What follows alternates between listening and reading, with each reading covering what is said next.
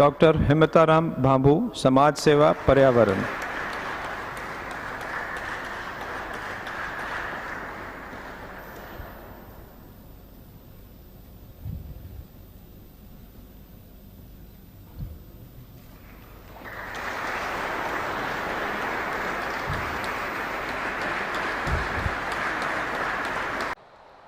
नमस्कार, welcome to अपनी university. दोस्तों, मैं सूरज सोलंकी आप सभी का अपनी यूनिवर्सिटी में हार्दिक स्वागत और अभिनंदन करता हूं। आज हमारा ये स्पेशल शो बहुत स्पेशल होने वाला है, बहुत विशेष होने वाला है, क्योंकि आज हमारे साथ हैं नागौर की धरती से धरती पुत्र कहें हम, या बदलाव के नायक कहें, या ट्री मैन ऑफ राजस्थान, या ट्री मैन ऑफ इंडिया कहें, या हम कहें पद्मश्री श्री पर्यावरण प्रेमी हिमताराम जी भांभू। आपका अपनी यूनिवर्सिटी में बहुत बहुत स्वागत है और अभिनंदन है। बहुत बहुत स्वागत है। आज हम दोस्तों बात करेंगे कि किस प्रकार एक व्यक्ति ने एक व्यक्ति ने इतने बड़े क्षेत्रफल में इतना बड़ा परिवर्तन ला दिया, जिसके लिए राष्ट्रपति को भी कहें या हमारे माननीय प्रधानमंत्री मोदी जी को भी ध्यान गया और उन्होंने पद्मश्री अवार्ड के लिए उनको चुना गया।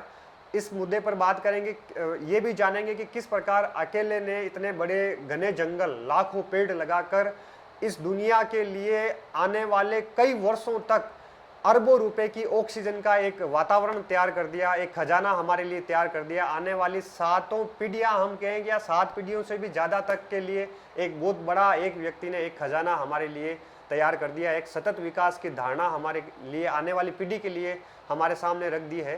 तो ये यात्रा कहाँ से शुरू हुई, किस प्रकार इन्होंने ये किया और करते करते करते किस प्रकार पद्मश्री अवार्ड तक पहुँचे, इस बारे में हम बात करेंगे। तो हमारे साथ हैं नागौर से पर्यावरण प्रेमी पद्मश्री श्री हिमताराम जी भांभू। आइए हम बात करते हैं।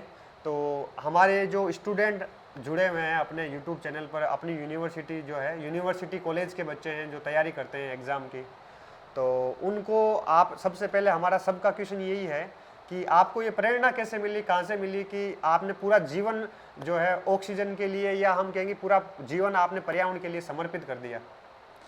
हमारा तो सबसे पहले तो बहुत, जब मैं 18 साल की उम्र थी, आज मैं लगभग 75 के लगभग पहुंच गया हूं, तो मेरी दादी थी 96 साल की, और दादी ने वो जानवरों की सेवा करती थी, वन्य जीवों की सेवा करती थी। पहली रोटी कुत्ते को देती थी, फिर एक रोटी गाय को देती थी, और वो जानवरों को चुगा चुगा डालती थी।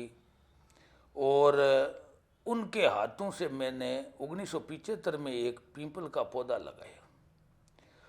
तब उन्होंने कहा कि इस पेड़ से बड़ा कोई, इस पीपल से बड़ा कोई पुण्य नहीं है धरती पर। सही बात। ये 24 घंटे ऑक्सीजन देता है, और इस और भी ज़्यादा से ज़्यादा आप पेड़ लगाते जाओ, इस पेड़ को बड़ा करो। और जो ये जितने भी जानवर हैं, जो पक्षी हैं, इनके बेचारों के कोई घर नहीं, इनके रहने के लिए जगह नहीं, तो इनके लिए चुगा डालना, इनकी सेवा करना, पशुओं की सेवा करना, पक्षियों की सेवा करना, ये बात आज से 47 साल पहले मेरी दादी ने मेरे को कही थी जी। उस बात को मैं गांठ बांध करके उस पीपल की सेवा की और उस पेड़ को बड़ा किया। आज उस पेड़ के नीचे आज कम से कम 500 आदमी बैठ सकते हैं। क्या बात है। उसकी छाया में। और उस पीपल का प्रत्येक वर्ष मैं जन्मदिन मनाता हूँ। क्या बात। और हजारों लोगों को इकट्ठा करता हूँ, और हजारों लोगों का जो अच्छे काम करने वाले, पर्यावरण की रक्षा करने वाले, पेड़ पौधे लगाने वाले, और कोई अच्छी काम करने वाले, उनका सम्मान भी करते हैं। आज तक मैंने 7200 लगभग लोगों का सम्मान भी किया है। तो हम लोग जब उस समय शुरू हुए, तो उन दादी की प्रेरणा से मेरे को जो पशु है, पक्षी है, जीव जानवर है, ये भी पाया कि भी इससे बड़ा भी और कोई नहीं है। उस जानवरों को मैं भी चुगा डालता था, उनकी सेवा करता था। जब कई बार शिकारी होते थे, शिकार करते थे, तो हम लोग शिकारियों से बड़ा भारी संघर्ष करते थे, और कई शिकारियों को मतलब जेल में डलवा दिया। 28 मुकदमे खुद ने शिकारियों के खिलाफ किए, जिसमें से शिकारियों ने वापस हमला हमला खूब किया। हमला तो क्या, हमने तो कई बार हमारे ऊपर गोलियां चली, हमारे कई तरह की घटना घटित हुई, परंतु हमने हिम्मत नहीं हारी और उस जानवरों के लिए हमने जान की बाजी लगा दी। वैसे कहते हैं कि जाको राके साइया मार सके ना कोई, बालन बांको कर सके जो तक बेरी होई। तो मैंने क्या है कि जानवरों के लिए जो काम, भाई ये जानवर बेचारे, मेरे को ये लगा कि ये जो जानवर है, ये जानवर है, पशु पक्षी है, इसका कोई सुनने वाले बहुत कम है। इसकी सुनने वाले, क्योंकि आदमी की सुनने वाले तो बहुत हैं। आदमी की सुनने वाले तो ग्राम पंचायत, पहले तो पड़ोसी सुनते हैं और अच्छा बर्ताव रखता है, तो फिर क्या है, गांव का मुखिया सुनता है, गांव का सरपंच सुनता है, प्रधान सुनता है, प्रमुख सुनता है, एमएलए सुनता है, एमपी सुनता है, क्यों, उनके पास वोट का अधिकार है। सही है। और उनको राजनेता भी सुनते हैं, और उनको कलेक्टर सुनते हैं, एसपी सुनते हैं, और पुलिस वाले सुनते हैं, थानेदार सुनता है, डिप्टी सुनता है, एडिशनल एसपी सुनता है। तो उसकी आदमी की सुनने वाले तो बहुत हैं। हमने ये पाया कि ये जो मूक पशु पक्षी है, इनकी विचारों की कोई सुनने वाला नहीं है। इसलिए हमने बहुत बड़ा संघर्ष किया। 2500 से ज़्यादा जंगली घायल जीव थे, जंगली जीव, हिरण है, खरगोश है, मोर है, उसको इलाज करा करके जंगल में छोड़ा। और जानवरों के लिए हमने 3-4 हज़ार से ज़्यादा बीघा जमीन जो कंजर्वेशन रिजर्व घोषित करवाया, रेस्क्यू सेंटर खुलवाया, और वहाँ 1000 पीपल के पौधे भी लगाए, और 3000 से ज़्यादा ज़मीन को कंजर्वेशन जानवरों के लिए घोषित करवाया। बिल्कुल। और फिर क्या है कि जो पेड़ पौधों की बात है, अब जो 1975 से मेरी दादी की जो बात थी, मैंने गिन के गांठ बांधी, और पेड़ पौधे लगाता रहा, जगह जगह गुणना रखता था, एक रजिस्टर रखता था, कहाँ कितने पौधे लगाए, कहाँ कितने लगाए। पूरे नागौर जिले की स्कूलों में घूमा, प्राइमरी स्कूलों में घूमा, 8वीं स्कूलों में घूमा, 10वीं स्कूलों में घूमा, तो माध्यमिक स्कूलें जो थी उसमें घूमा, कॉलेजों में गया, जगह जगह पौधारोपण किया। नागौर जिले में जैसा कोई गांव ही नहीं बचा जब मैंने कोई पौधारोपण नहीं किया। क्या बात है। नागौर जिला, जबकि आप सभी जानते हैं कि नागौर जिला बहुत बड़ा जिला है। ये 47 साल का काम था। फिर क्या, जैसलमेर गया, जैसलमेर सीमा पर गया, अब बीएसएफ के साथ भी पौधारोपण किया, 10,000 पौधे लगाए।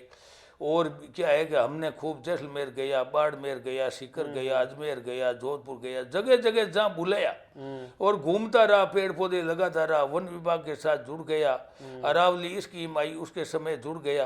और हमने 1472 किलोमीटर पद यात्रा भी की पर्यावरण को बचाने के लिए।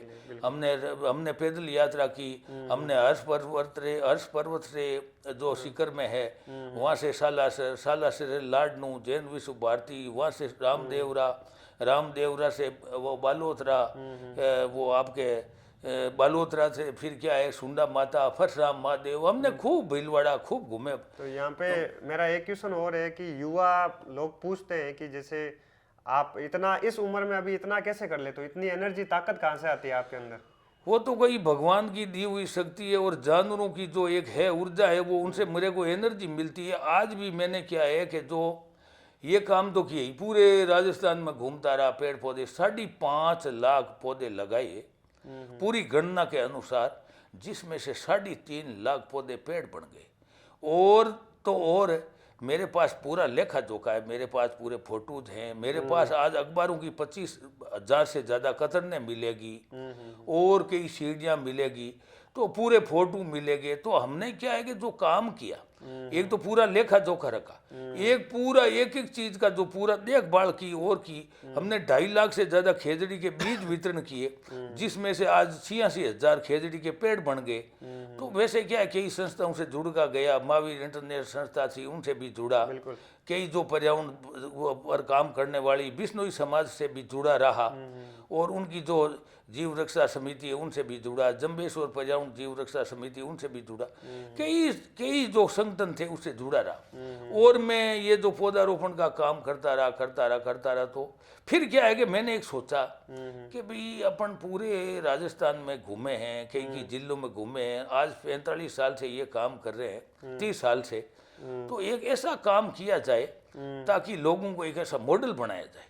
तब मैंने 1999 में एक 6 हेक्टर जमीन खरीदी, खुद निजी जमीन खरीद करके उस जमीन में मैंने 1,000 हर साल 1,000 ऐसे करते करते 11,000 पेड़ लगाए, और 11,000 पौधे लगा करके उनको पेड़ बना दिया। जब वहाँ नल को खोदा तो वहाँ खारा पानी आ गया, तो फिर मैंने पौधों मेरी को बड़ा कैसे किया फिर? तो फिर मेरी हिम्मत हार गई, फिर मैंने हिम्मत नहीं हारी और फिर मैंने कहा यार ये तो कुछ करना पड़ेगा।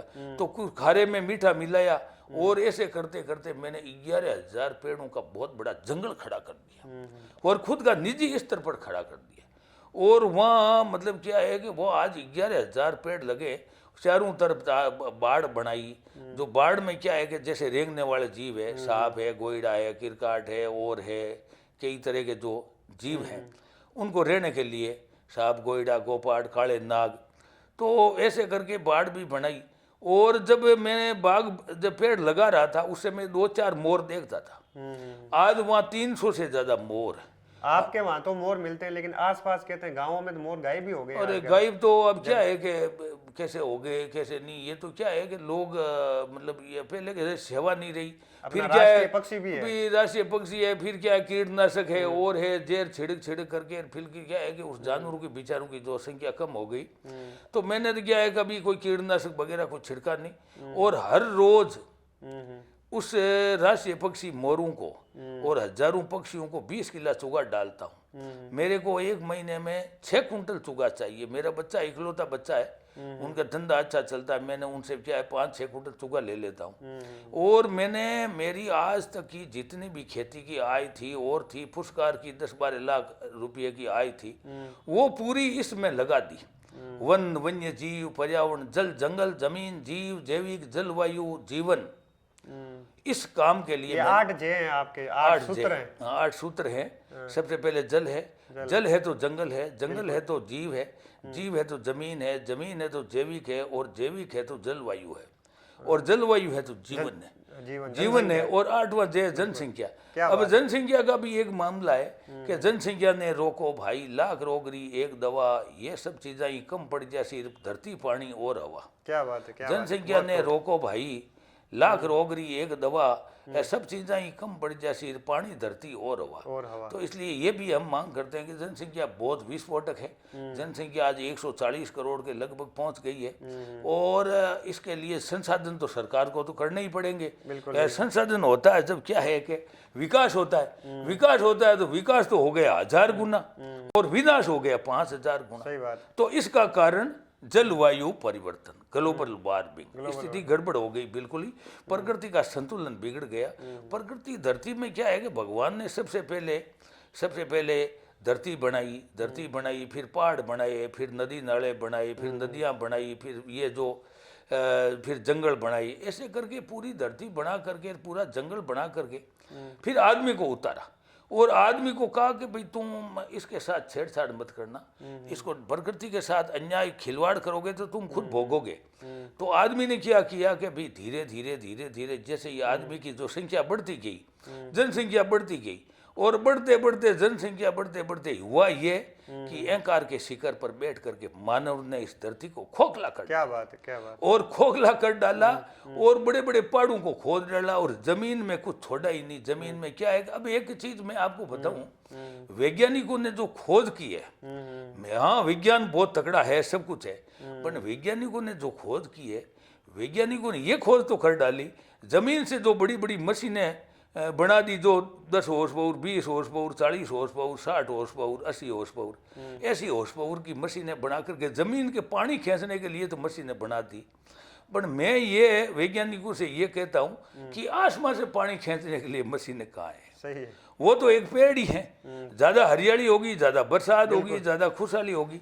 तो इसलिए क्या है कि ये जो मतलब क्या है कि प्रकृति के साथ खिलवाड़ तो वही है और प्रकृति का इकोसिस्टम बिगड़ गया और हिमालय में बड़े बड़े पहाड़ थे बर्फ के जो हिम गिर ग्लेशियर, वो पिघल करके कम से कम 10-10, 20-20 किलोमीटर पीछे चले गए। बिल्कुल सही। और ये स्थिति हो गई कि हमें ये चिंता हो रही है कि आने वाले समय में अगर हम नहीं चेते तो 2040 तक ये जो समुद्र के पास जितने शहर हैं वो कभी पानी के नीचे आ सकते हैं। सही बात। ये स्थिति हो सकती है अगर हम नहीं बिल्कुल चाहते होगी, तो। होगी। और ये भी स्थिति हो सकती है कि आने वाले समय में अगर ये ऑक्सीजन नहीं मिली, अब क्या है, पेड़ ही पेड़, लोग तो कट ही कट रहे हैं, जंगल ही जंगल काट रहे हैं, बड़े बड़े जंगलों में आग लग रही है, जगह जगह आग धधक रही है बिल्कुल ही। और विकास तो बिल्कुल बहुत ज़्यादा हो रहा है। तो इसलिए क्या है कि अब विकास के अनुपात में विनाश बहुत ज़्यादा हो गया, ज्यादा हो रहा है। और मैं तो ये सरकार से भी ये प्रार्थना करता हूँ कि प्रत्येक आदमी पर अनिवार्य कर दिया जाए कि एक पेड़ तो लगा करके एक वर्ष में बड़ा करना ही है। क्यों अनिवार्य नहीं करे, कौन लगाता है? फोकट की ऑक्सीजन ले रहे हैं लोग, फोकट की ऑक्सीजन ले रहे हैं लोग तो, जबकि वैज्ञानिकों के खोज के अनुसार आज जन्म से लेकर के 80 साल तक एक आदमी 9 करोड़ रुपए की ऑक्सीजन लेता है।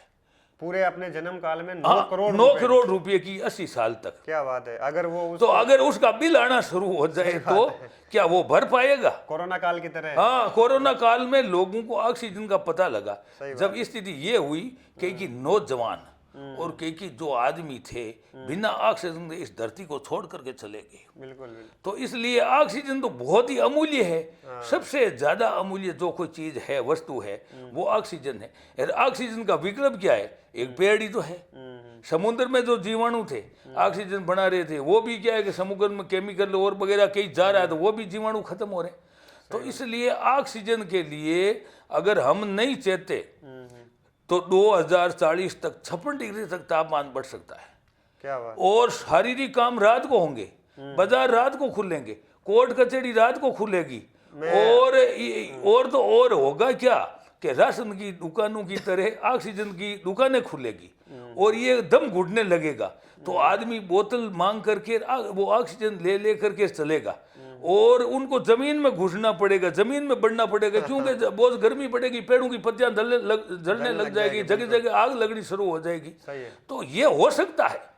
तो इसलिए मानव मात्र को, आम आदमी पर अनिवार्य हो और ये जो पेड़ पौधे, पशु पक्षी, जीव जंतु, जानवर, इसका संतुलन बनाया जाए। और हर आदमी को अपने जन्म में 70-80 पेड़ तो लगाने ही चाहिए। जब एक जगह मैं गया तो एक महाराज कह रहे थे कि एक पेड़ तो अपनी जिंदगी में लगाना ही है। तो मैंने उस महाराज को कहा, बाप जी ये एक पेड़ तो जाते जाते ही खात्मा कर देगा। न जाने इन्होंने जीवन में कितने फर्नीचर, कितने कितने बनाए, कितनी लकड़ी का इन्होंने खात्मा किया। तो इसलिए 70-80 पेड़ तो होने ही चाहिए। तो इसलिए क्या है कि मैंने मेरे जीवन में जो काम किया, अब आपको बता दूं, मैंने यहाँ पे आपको रोकना चाहूंगा। दोस्तों, तो आप देख रहे हो, आज तो मुझे क्वेश्चन पूछने की आवश्यकता ही नहीं है। और आप कहते हैं ना कि इतनी ज़्यादा उम्र में आप कैसे काम कर लेते हो, तो देख सकते हैं आप किस जोश के साथ। और पूरा सारा यहाँ पे पूरे विश्व की बात कर दी, वहाँ पे ग्लेशियर की बात कर ली, हिमालय की बात आ गई, जल जंगल जमीन जीवन 8J की बात कर ली। सारी चीज़ें किस प्रकार 5वीं पढ़े हुए जो बाबू साहब हैं, इन्होंने कितना बड़ा इनका दृष्टिकोण है, कितना बड़ा इनका सोच है और इनका डायमेंशंस कितने बड़े हैं कि बिना पढ़े भी अगर हम किसी बड़े पर्यावरणविद को भी यहाँ पे बिठा देंगे तो इतनी सारी चीज़ें एक साथ कवर करके आपको कोई नहीं बता पाएगा। इसीलिए कहते हैं बाबू साहब पद्मश्री के लिए बहुत ज़रूरी थे इनको मिलना। और वहाँ तक मोदी जी की गड़ियाँ या सुइयाँ या जासूस पहुँच गए और इनका नामांकन हुआ। तो एक क्वेश्चन यहाँ पे युवा पूछते हैं और कि आपने जब ये यात्रा शुरुआत की, आपने पेड़ पौधे लगाने की, तो आपने कभी सोचा था कि आपको मतलब पद्मश्री तक आप पहुँच जाओगे या ऐसा अवार्ड मिला था, मिलेगा आपको? नहीं, हमने तो देखो एक चीज़ है, मैंने तो सूरज भैया कभी नहीं सोचा था, न मेरे को कोई पुरस्कार की आवश्यकता थी। मैं क्या करता कि जो पेड़ लगाता और उस पेड़ को बड़ा होते देखता, तो ऐसे करते करते मैंने जो हजारों पेड़ जो निकलता हूँ कि ये पेड़ मैंने लगाए, ये पेड़ मैंने लगाए, ये पेड़ मैंने लगाए, मेरी आत्मा को इतनी आनंद की अनुभूति मिलती है, यार इतना आनंद मिलता है जिसका तो कोई पार ही नहीं है। क्योंकि एक चीज़ है, अब स्थिति ये है कि मेरे को ये लगा कि आदमी की ज़िंदगी और पेड़ की ज़िंदगी का मैंने आकलन किया।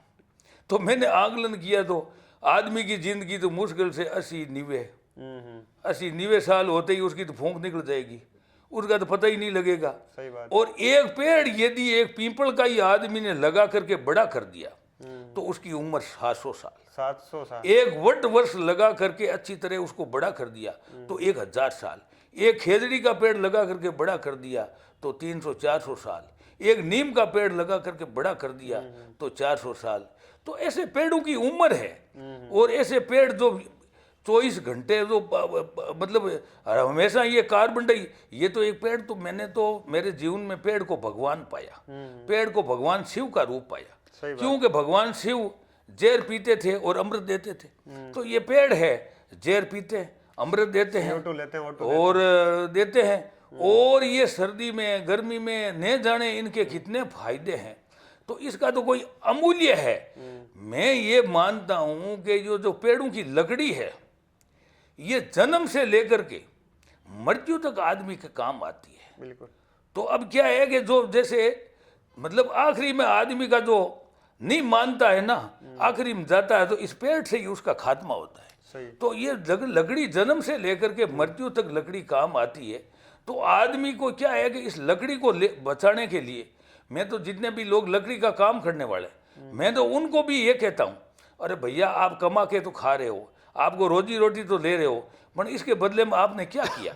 मैं बड़े बड़े जो खनन कर रहे हैं और कर रहे हैं, कई लोगों के माइंड से हैं और हैं, सब कुछ है, मैं उनको भी एक संदेश देना चाहता हूँ, अरे भैया आप इस धरती को खोखला कर रहे हो, इस प्रकृति के साथ खिलवाड़ कर रहे हो, इसके बदले में दे क्या रहे हो। लिए ही लिया, लिए ही लिया, लिए ही लिया।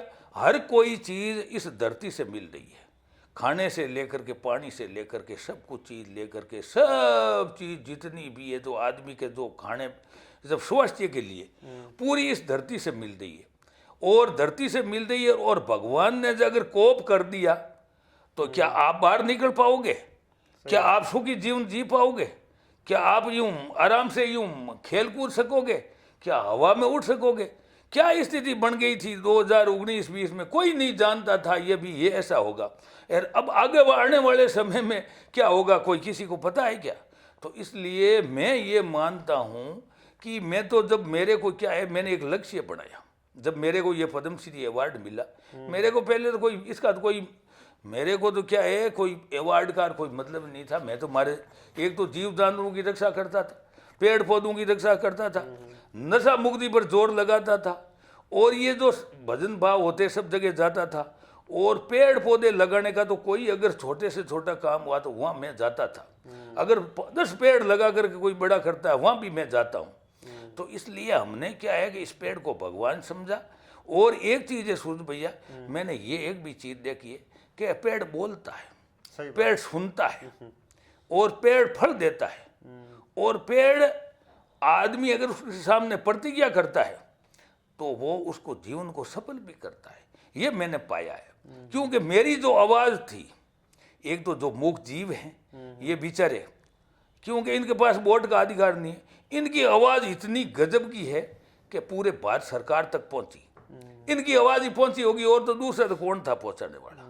और दूसरी चीज़, ये जो पेड़ हैं ये भी एक भगवान के रूप है, और इनकी भी आवाज़ जाती है। और ये मतलब क्या है कि ये तो ले रहे हैं, नहीं बस ऑक्सीजन दे रहे हैं, कार्बन डाइऑक्साइड ले रहे हैं, तो ये तो आदमी का तो है ही। आदमी क्या करता है? आदमी तो जितना करता है वो मतलब विनाश ही विनाश कर रहा है। तो इसलिए ये पेड़ है ना, इसलिए मैंने पेड़ को भगवान पाया, और मैं मेरा एक लक्ष्य बनाया ये पद्मश्री मिलने के बाद में कि भाई पद्मश्री लेकर के बैठ जाना ठीक नहीं है। सही बात। क्योंकि उम्र तो हो गई, पर ऐसे ये शरीर चला जाएगा एक दिन फकीर की तरह, अभी बिल्कुल ही लोग जला देंगे, क्या पता लगेगा, कोई पता ही नहीं है बिल्कुल। तो हमने ये पाया कि कुछ न कुछ हमने एक लक्ष्य बनाया कि अब 2030 तक भगवान ने अगर अच्छा रखा तो मैं 10 लाख बच्चों से मिलूंगा। अभी 70,000 बच्चों से मिल चुका हूँ। क्या बात है। और अभी पिछले दिनों में जो सीकर गया था 10,000 बच्चों से मिला। तो मैं बच्चों से मिलता हूँ और बच्चों को यही कहता हूँ कि बच्चों आप भावी पीढ़ी हो, आपको ऑक्सीजन चाहिए, महत्वपूर्ण सबसे है तो वो ऑक्सीजन है। और ऑक्सीजन के लिए आप अपने जन्मदिन पर एक पौधा लगाइए, उसको बड़ा करिए, और वो जैसे पौधा झुकेगा और वो आपको ऑक्सीजन देता रहेगा, बड़ा होता रहेगा, जैसे ही आप तरक्की करते रहोगे। तो हम क्या है कि हमारा जो मिशन है ये मिशन है। बाकी जो लोग नशा करते हैं, हमने नशा मुक्ति पर भी खूब जोर लगाया, खूब लोगों को नशा छोड़ा के लिए प्रयास किया। आज तक 3272 लोगों को मैं नशा छोड़ा चुका हूँ। एक यहाँ पे मेरा यही क्वेश्चन है, आजकल युवाओं में विशेषकर हमारे जो कॉलेज के युवा होते हैं, इस उम्र के युवा होते हैं, ये नशे की लत में बहुत भयंकर पड़ गए हैं और आप उस पर काम कर रहे हो, तो आपका क्या कहना है युवाओं को नशाखोरी? मेरा ये कहना है कि अगर एक चीज मोठ मूंग होता है, मोठ मूंग होता है, मोठ मूंग सब जानते हैं, लोगों सब खेत में नहीं बचता है। मोठ मूंग में एक घुन नाम जीव पड़ता है, जीव पड़ता है सर। उस जीव पड़ करके उस घुन वो खा करके वो बाहर निकल के उड़ जाता है यार, ऊपर वैसा का वैसा दिखता है, पर उसकी दाल नहीं बनती। वैसे ही अगर ये गुण जैसा ये नशा अगर किसी आदमी के अंदर ही प्रवेश कर गया तो पूरा खोखला कर देगा, फिर जन हानि, फिर धन हानि, फिर परिवार हानि, और उसका घर का तो खात्मा ही हो जाएगा। इसलिए मैं तो युवा पीढ़ी से और सभी साथियों से मैं तो प्रार्थना करता हूँ कि आप इस जो नशे से दूर रहें। नशा भाई नाश है यार, नहीं कोई आवे पास है, खाट पर पड़ियो खांस है, मेरी परणी छोड़ी प्यास है, मेरे घर्रा छोड़ी आस है, और जीव तो बन गयो लाश है। क्या बात है, जिंदा क्या बात। आदमी लाश के समान बन जाता है नशा करने वाला, और उसका खात्मा हो जाता है, पूरा जन धन पूरी हानि हो जाती है। तो इसलिए क्या है कि जियो तो ऐसे जियो, करो तो ऐसा करो, करो तो ऐसा करो, बुरी विचारो ना, कसर पड़े ऐसी मत करो इस ओछी उम्र में। ये जिंदगी कितनी मिली है, भगवान ने जिंदगी दी है 60 साल 70 साल 80 साल।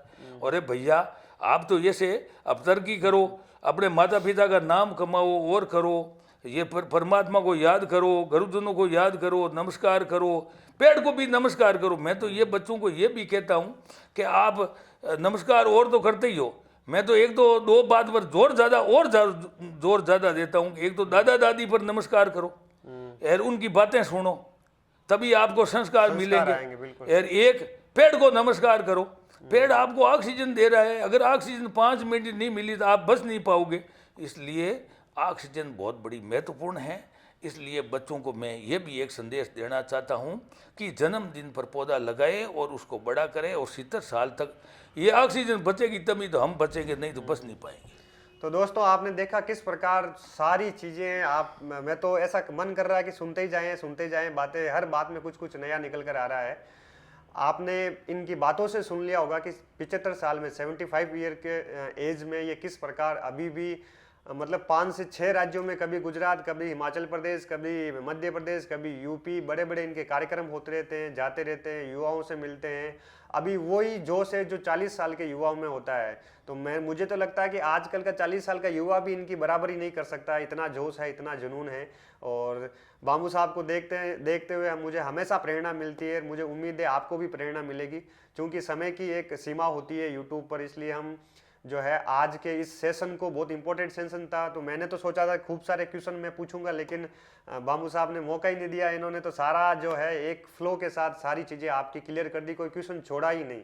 तो यहाँ पे एक चीज़ और बता दूं, बाबू साहब की जो गुजरात सरकार ने अपने दूसरी तीसरी क्लास में बाबू साहब का एक चैप्टर स्टार्ट किया है, the tree man of Rajasthan के नाम से, जो बच्चों को पढ़ाया जाता है। तो हमें भी लगता है कि हमारे राजस्थान सरकार को भी ये बच्चों के पाठ्य पुस्तक में शामिल किया जाना चाहिए।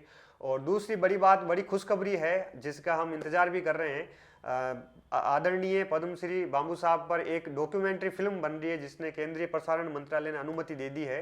The tree man of Rajasthan के नाम से ही वो डॉक्यूमेंट्री आने वाली है, जल्द ही इन पर फिल्म भी बन रही है और उसको भी हम देखेंगे। और इनके जो व्यक्तित्व है, इनमें बहुत सारी चीज़ें आपको बताने लायक है, तो कभी और हम मिलेंगे तो उसमें ज़रूर बात करेंगे। और यहाँ पे लास्ट में कुछ आप एक कविता गाते हैं पेड़ पौधों को काटने से रिलेटेड, कुछ लास्ट में कविता के रूप में बच्चों को मोटिवेट करके आप सुना देंगे तो आनंद आ जाएगा बच्चों को। बाकी सारी चीज़ें हमने देख ही ली है।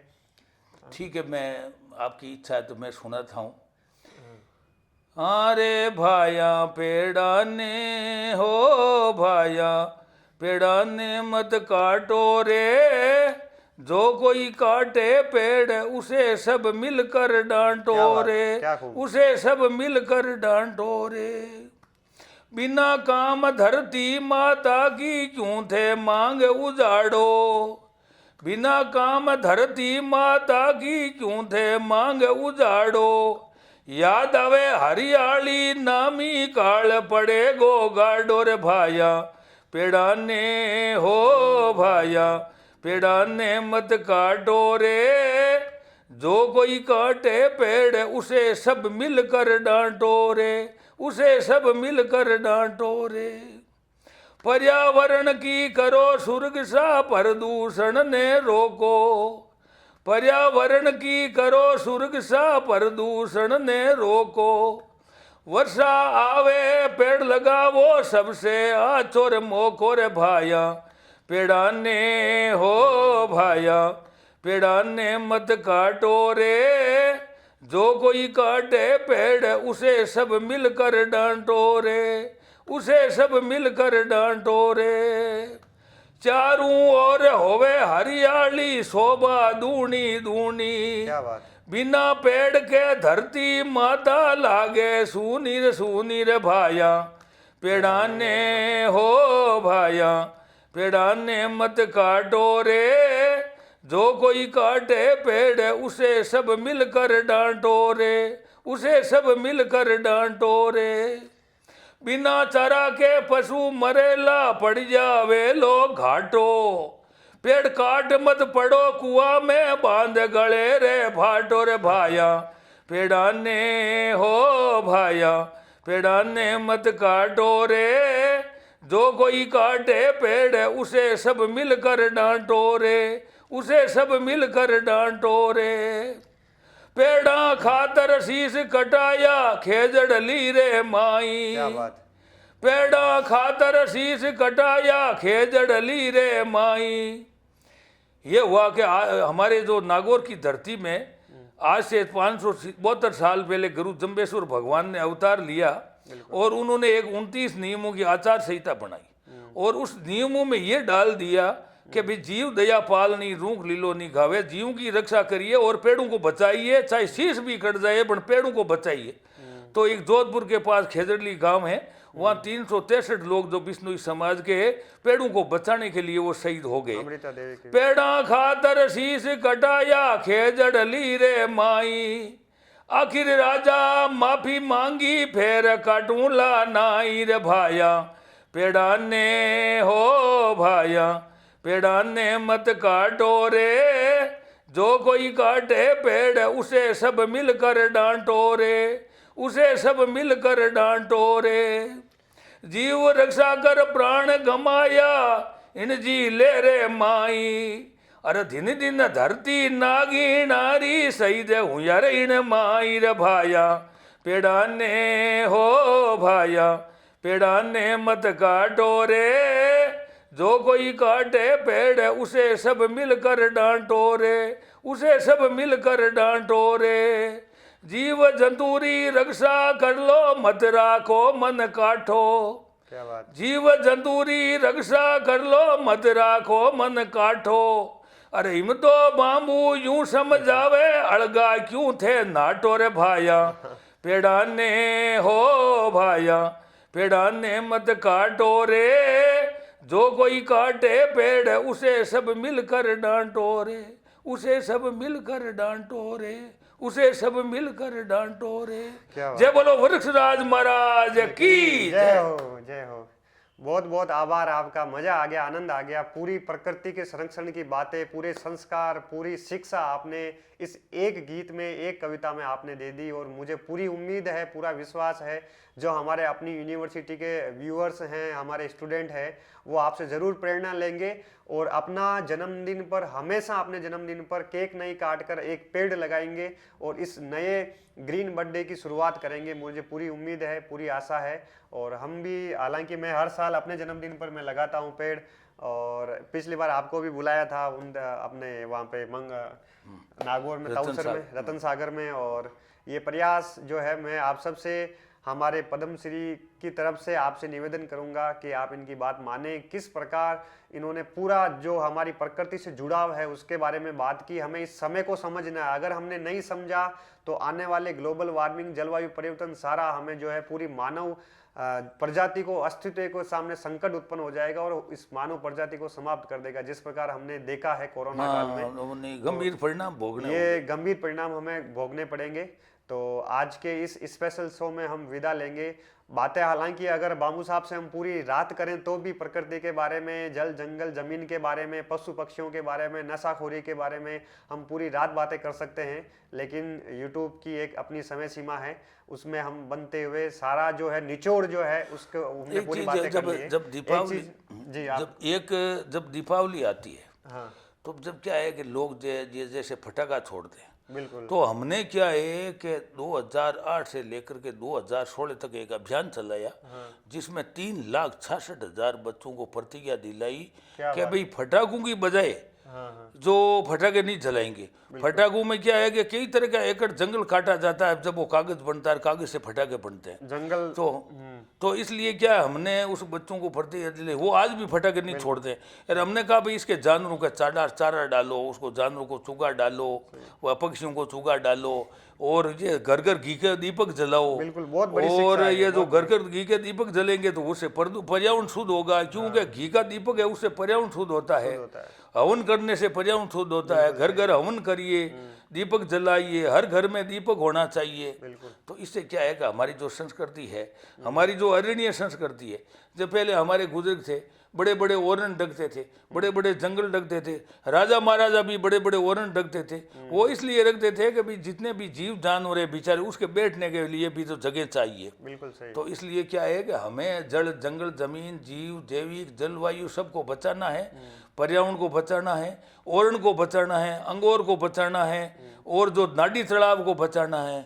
ये जो सब है तरवर सरवर संत जन चौथा बरसे में और परमार्थ के कारण आचाना धारी दे, ये जो परमार्थ के संत हैं इसको सबको बचाना है, तभी हम बचेंगे।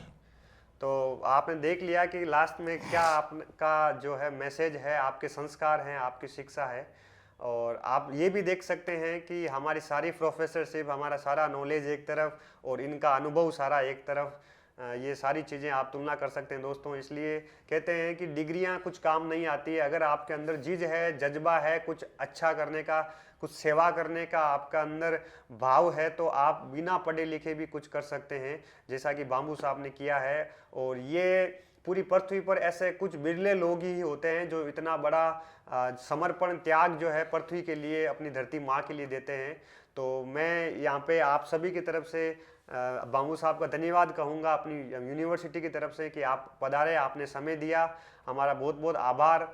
मतलब ये हमारा सौभाग्य है कि आप यहाँ पर आए और ये आपने समय दिया, और ज़रूर जब मौका मिलेगा हम आपको ज़रूर और बुलाएंगे आगे। बहुत बहुत धन्यवाद। और मैं चाहूँगा कि बाबू साहब की शिक्षा आप आगे भी फैलाएं, और कहीं भी आप बुलाना चाहें बाबू साहब को, कहीं आपकी बड़ी कॉलेज यूनिवर्सिटी कहीं पे भी आपकी है तो आप मुझे कॉल कर सकते हैं, मैं ज़रूर आपसे बाबू साहब का संपर्क करवाऊंगा। और ये आपके बच्चों को मोटिवेट करने के लिए, चाहे पश्चिमी राजस्थान में, इंडिया में कहीं भी, जहाँ से भी आप मुझे देख रहे हैं, आपकी बड़ी कॉलेज, कोई यूनिवर्सिटी, बड़ी स्कूल है, तो आपके यहाँ बाबू साहब ज़रूर पधारेंगे। अगर आप से परिवार मतलब आप प्यार से बुलाएंगे तो ज़रूर पधारेंगे। तो आप सभी का बहुत बहुत आभार। अब हम अलविदा लेंगे बाबू साहब से, इनको जाना भी है, गुजरात में बहुत बड़ा कार्यक्रम है, वहाँ पर जाना है।